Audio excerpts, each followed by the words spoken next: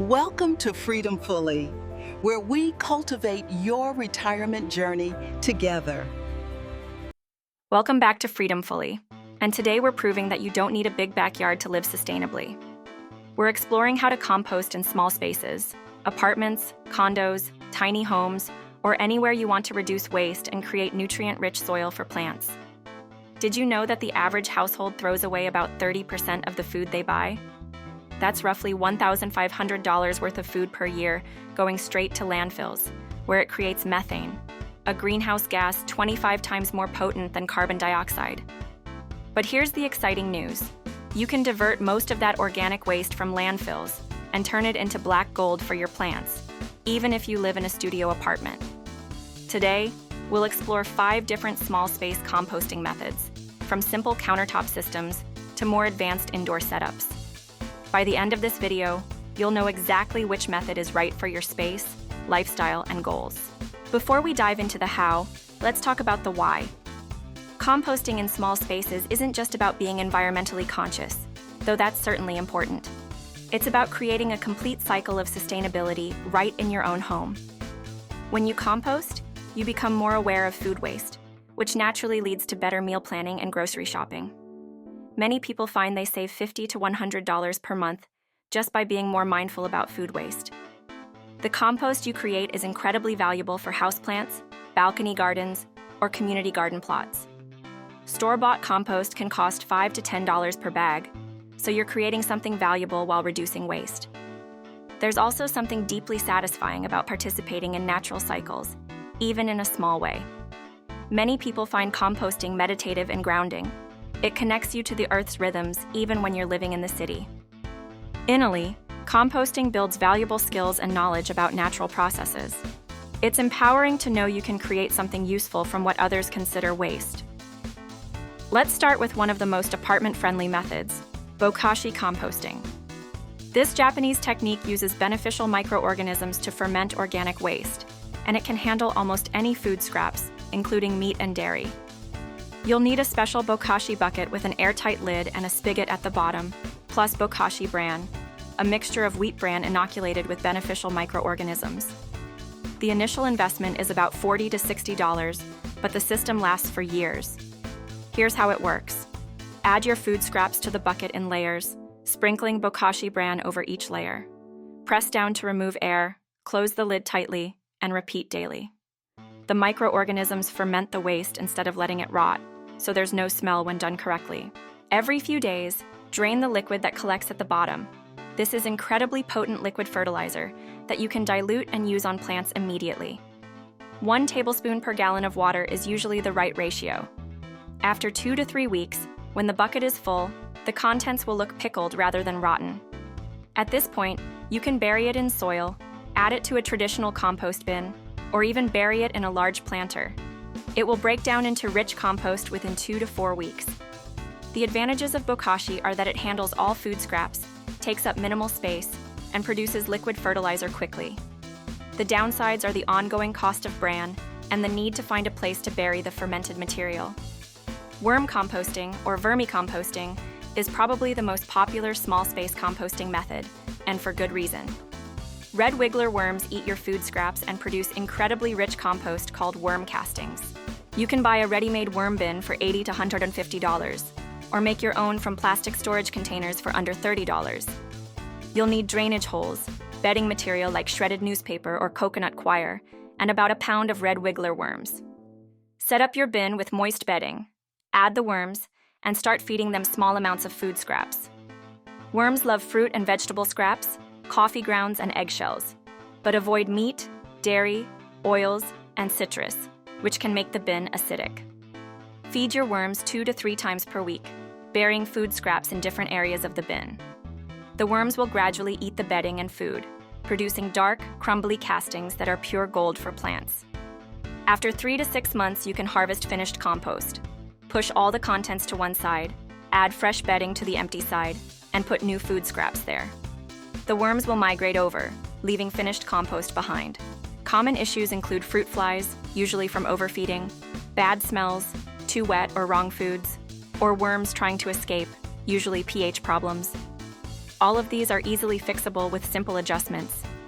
Keep your worm bin in a temperature-stable location between 55 to 75 Fahrenheit.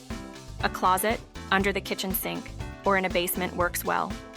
In winter, you might need to insulate the bin or bring it indoors. For those who want the fastest, most convenient option, electric composters are game changers.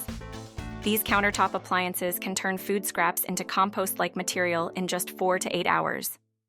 Electric composters range from $200 to $600 and work by grinding, heating, and aerating food scraps to accelerate decomposition. Popular models include the Food Cycler, Vitamix Food Cycler, and Lomi Composter. Most units can handle 2 to 5 pounds of food scraps per cycle. You simply add your scraps, press a button, and come back in a few hours to find dry, odorless material that's reduced in volume by 80 to 90%. The output isn't technically finished compost. It's more like a soil amendment that needs to cure for a few weeks before using on plants. But it's sterile, odorless, and perfect for mixing into potting soil or garden beds. These units do use electricity, typically about the same as running a dishwasher cycle. While this adds to your energy bill, the environmental benefits of diverting food waste usually outweigh the energy cost. Electric composters are ideal for people who want convenience, have limited space, or struggle with maintaining other composting systems. They're also great for handling cooked foods, meat, and dairy that other methods can't process. Indoor compost tumblers bring traditional composting indoors in a compact, manageable format. These are perfect for people who want to compost larger volumes but don't have outdoor space. Look for small tumblers designed for indoor use, typically 15 to 30-gallon capacity. They should have good ventilation, easy turning mechanisms, and preferably dual chambers, so you can have one batch composting while starting another. Success with indoor tumblers depends on getting the right balance of greens, nitrogen-rich materials like food scraps, and browns, carbon-rich materials like shredded paper, dry leaves, or cardboard. Turn your tumbler every 2 to 3 days to aerate the compost and speed decomposition. Monitor moisture levels. The contents should feel like a wrung-out sponge. Add dry materials if it's too wet, or spray with water if it's too dry. Indoor tumblers won't get as hot as outdoor compost piles, so decomposition takes longer, typically 2 to 4 months. Ensure good ventilation around the tumbler to prevent odors and maintain proper airflow. When finished, the compost will be dark, crumbly, and smell earthy rather than like rotting food. This finished compost is perfect for houseplants, balcony gardens, or sharing with gardening friends. Our final method isn't technically composting at home, but it's perfect for people who want to divert food waste without managing a composting system themselves. Collect your food scraps in containers in your freezer.